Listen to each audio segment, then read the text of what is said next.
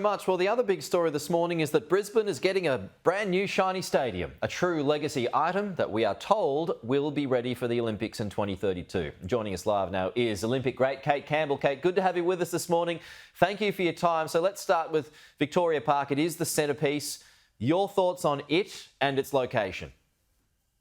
To be honest, I think that it makes the most sense. I think that it is something that Queensland will need, not just in Brisbane 2032, but in 2042, 2052. It's centralised, it's in the city. Victoria Park is a wonderful green space. However, it's not accessible to all Australians because let's not forget, these aren't just the Olympic Games, there are the Paralympic Games that come just a couple of weeks afterwards. And so I know the government is very committed to preserving as much of that green space as possible, and more people are going to be able to use this. We're going to be able to attract more sporting events. We know that cricket and AFL are incredibly happy, and we're going to be able to host big, world-class entertainers. So, yeah, it's just an absolute win for Southeast Queensland. That's a good point too. I mean, those entertainers, you know, they're skipping Brisbane at the moment because there's bigger stadiums elsewhere. So that means, you know, the city is missing out on all the economic benefits that come from that. Now, so as someone from Brisbane, Kate, and who lives there, spends a lot of time there, do you have any concerns on that point of access that you raise? Any concerns about transport and the length of the walk that it would be, upwards of a K, to get from the train station to the stadium?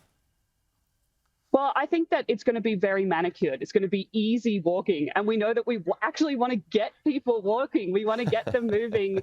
We want to be able to create spaces where they can congregate and come together, because that is something that sport does so well. It brings people together. And so even if you are not in the stadium, you can be around the stadium. And I'm sure that there will be live sites set up so that you can feel like you're part of the atmosphere. And that makes it more inclusive, because let's not forget that tickets are expensive. There are only a limited number of them. You know, 63,000 is a lot, but I can guarantee that more people than that will want to be part of these games. And so having these wide spaces around these stadiums allows for that to happen. You see that done really well in places like the United States. They have these massive purpose-built stadiums, but outside, the party continues, and that's what we want. We want Brisbane 2032 to be a massive party. No, and, you know, there's a long walk to get to Wembley Stadium in London, and, you know, there's the stalls on that walk to entertain people to get to the stadium. So, I mean, that's another example as well. Let's move away from the stadium and get to swimming. So many of our champions grew up swimming at Chandler. Do the new pool plans work for you? Yeah, I think that this is wonderful. This is the single biggest investment in swimming this country has ever seen. And if you think our swimmers are good, can you imagine how much better they're going to be with this massive boost, this massive investment, this huge legacy piece? If I can look back to the Sydney Olympic swimming pool, I qualified for my first Olympic Games out of that pool in 2008 as a 15-year-old. And they have these brass indents of champions' hands on the wall. And I remember as I was walking in for the final before I qualified, I was able to put my hand inside Ian Thorpe's handprint. And I was overwhelmed by the size of it. It was huge. I was also, you know, probably just a child at the time. But there was something really tangible about that moment that's really stuck with me. And we are giving not just the swimmers who are going to be competing in 2032 an opportunity to be part of history. We're creating a lasting legacy that will hopefully inspire many generations of swimmers. You know, I did a quick look. There are 8 schools within a 5-kilometre radius who will be able to use this facility. It's close to hospitals. We know that swimming is really good for rehabilitation.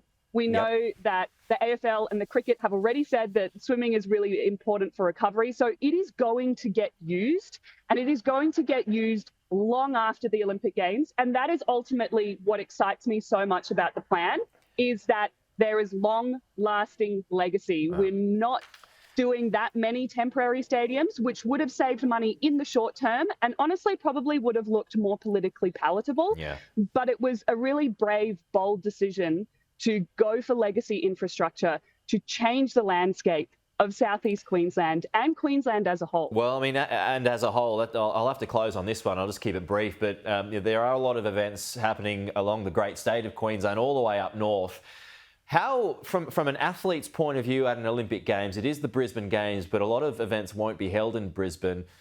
Will athletes be bothered or concerned about that? So this is one of the things that is going to be part of the modern Olympic Games. And if you have a look at past Olympics, London had 30% of the sports held away from London.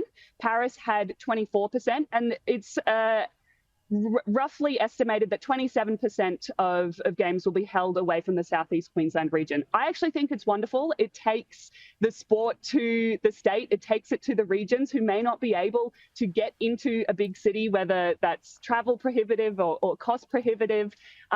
Ultimately, as long as the athletes have a really good platform to perform really well, they are going to excel. And, you know, you only have to look at people like Jessica Fox, who managed to win a couple of gold medals outside of Paris itself in a satellite village. Yep. And I think that we can emulate that. Yeah, that's a recent example. Yeah, not every event was held in Paris, for sure. Thank you, Kate. Really good to talk to you this morning. Appreciate it. We'll chat again soon.